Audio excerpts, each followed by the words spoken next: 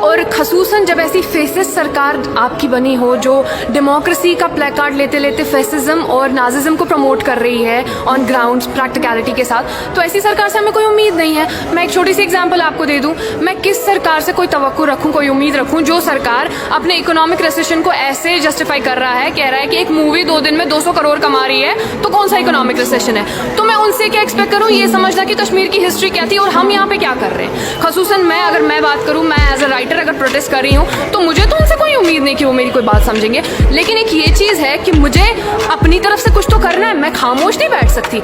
मैं अगर खामोश बैठी तो उसका मतलब ये है कि जो आपने मेरे ऊपर थोपा है वो मैंने कबूल कर लिया, लेकिन हम वो मरते दम तक कबूल नहीं करेंगे। अच्छा, एक चीज़ कही जाती है कि जैसे आप कश्मीर के लिए आवाज़ उठ रही है जी, तो फिर कहा जाता है कि कश्मीरी पंडितों के लिए आवाज़ नहीं उठाई। नहीं, जैसा कि मैंने अभी बताया है, ये जो इनका एक ये डिवाइड एंड रूल की पॉलिसी रही है ना, ये पहले से ऑपरेसर की पॉलिसी रही है। जैसा कि अगर आपको पता हो, हिंदुस्तान की हिस्ट्री भी उठाकर हम देखें, हिंदुस्तान का फ्रीडम स्ट्रगल भी हम उठाकर देखें, उस टाइम पे जो ऑपरेसर था उनकी भी ये पॉलिसी रही डिवाइड एंड रूल, और वो सक्सेसफुल रहे और हिंदुस्तान को बहुत सफर करना पड़ा उसकी वजह से। यही कार्ड आज ये कश्मीर में खेल रहे हैं, कश्मीरी पंडित को सामने ला के, कश्मीरी पंडित का कार्ड खेल के अपने इस डिसीजन को ये करें। लेकिन मैं कश्मीर की तरफ से बोल रही हूँ, मैं कश्मीरी मुस्लिम की तरफ से बोल रही हूँ।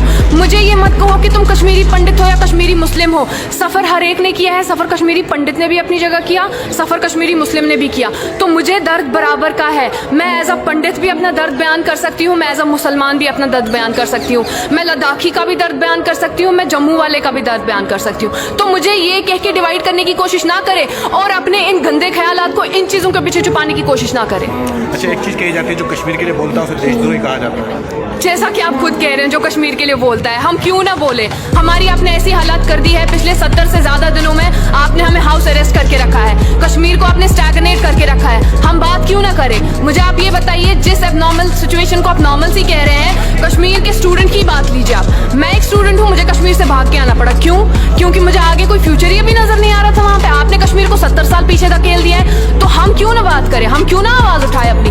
हम आवाज उठाएंगे, भले ही आपकी नजर में वो देशद्रोही है। अगर मैं आप ही की हिस्ट्री में से आपको एग्जांपल दे दूं, जब भगत सिंह ने आवाज उठाई थी, उनको भी अंग्रेजों ने देशद्रोही और टेररिस्ट का नाम दिया था, लेकिन हम जानते हैं Bhagat Singh was a revolutionary. सो बोलने दीजिए इनको, जो ये बोलेंगे, हम जानते हैं हम क्या काम कर रहे हैं। सरकार का दावा तो यह है कि धारा 370 के हटाए जाने से जो विकास होगा, समृद्धि आएगी।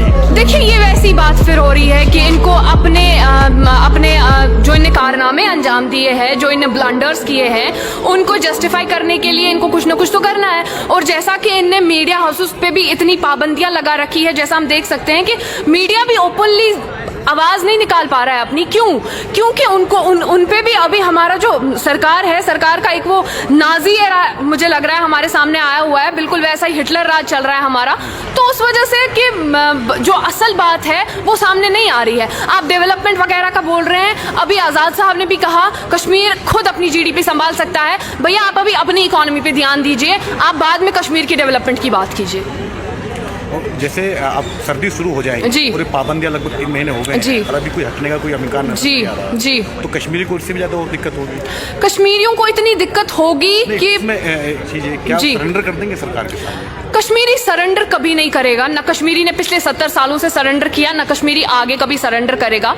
लेकिन कश्मीरी ऐसा नहीं है कि अगर अभी कश्मीर से आवाज बहुत धीमी आवाज बाहर निकल रही है, लेकिन आवाज बाहर निकल रही है। मैं यहाँ पे, मैं कश्मीर की आवाज हूँ, मैं कश्मीर हूँ इस टाइम पे जो बोल रहा है। मेरे में जो ये गुस्सा है, ये कश्मीर के अंदर गुस्सा है।